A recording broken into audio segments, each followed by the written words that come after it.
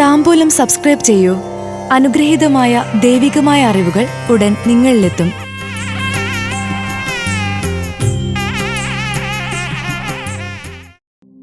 പുണർദം പൂയം നക്ഷത്രക്കാർക്ക് 2025 ജനുവരി ഫെബ്രുവരി മാസങ്ങൾ. സ്വന്തം കാര്യങ്ങൾ മറ്റുള്ളവരെ ഏൽപ്പിക്കാതിരിക്കുക.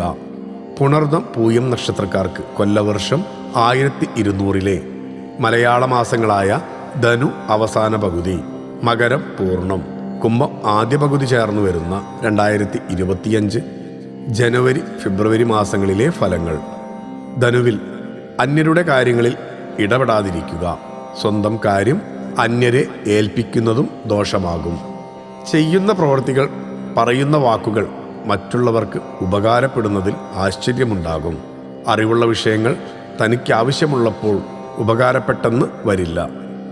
മകരത്തിൽ ഈശ്വരാനുഗ്രഹത്താലും സൗമ്യമായ ഇടപെടലിനാലും പ്രതികൂല സാഹചര്യങ്ങൾ അതിജീവിക്കാൻ സാധിക്കും. വ്യവസ്ഥകൾ, വാക്കുകൾ പാലിക്കാൻ നന്നായി ബുദ്ധിമുട്ടും. ചെയ്യാത്ത കാര്യങ്ങൾക്ക് പഴി കേൾക്കേണ്ടതായും അപവാദ പ്രചരണത്തിന് പാത്രമാവുകയും ചെയ്യുമെങ്കിലും ഒരു രീതിയിലും അതിനോട് പ്രതികരിക്കാതിരിക്കുന്നതാണ് ഭാവിയിലേക്ക് നല്ലത്. താൻ പ്രകടിപ്പിക്കുന്ന വിനയത്തിനുള്ള അംഗീകാരം ലഭിക്കും. ഗുരുകാരണവന്മാരുടെ അനുഗ്രഹത്തോടെ ചെയ്യുന്നതെല്ലാം ഫലം കാണും. കുംഭമാസത്തിൽ തൻ്റെ ആവശ്യങ്ങൾ മനസ്സിലാക്കി അത് നടപ്പിലാക്കിയ മേലധികാരിയോട് ആദരവ് പ്രകടിപ്പിക്കും. ഒന്നിലും ഉറച്ചു നിൽക്കാത്ത മകൻ്റെ അവസ്ഥയിൽ ആശങ്കപ്പെടും. സങ്കീർണമായ പ്രതിസന്ധികൾ മറികടക്കാൻ ആത്മാർത്ഥ സുഹൃത്തുക്കളുടെ സഹായം തേടും. ആത്മാഭിമാനത്തെ ചോദ്യം ചെയ്യുന്ന സംഭവങ്ങൾ തൊഴിലിടത്തിൽ ഉണ്ടായേക്കാം.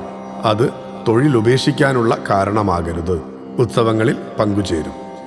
പൂയം നക്ഷത്രക്കാർക്ക് ധനുമാസത്തിൽ വിട്ടുവീഴ്ചയിലൂടെ കുടുംബബന്ധം ദൃഢമാക്കും. ഒപ്പം ദാമ്പത്യവും അർഹമായതെല്ലാം ലഭിക്കുന്ന സമയമായിരിക്കും. ഏറ്റെടുക്കുന്ന കാര്യങ്ങൾ ചിട്ടയോടെ ചെയ്തു തീർക്കും.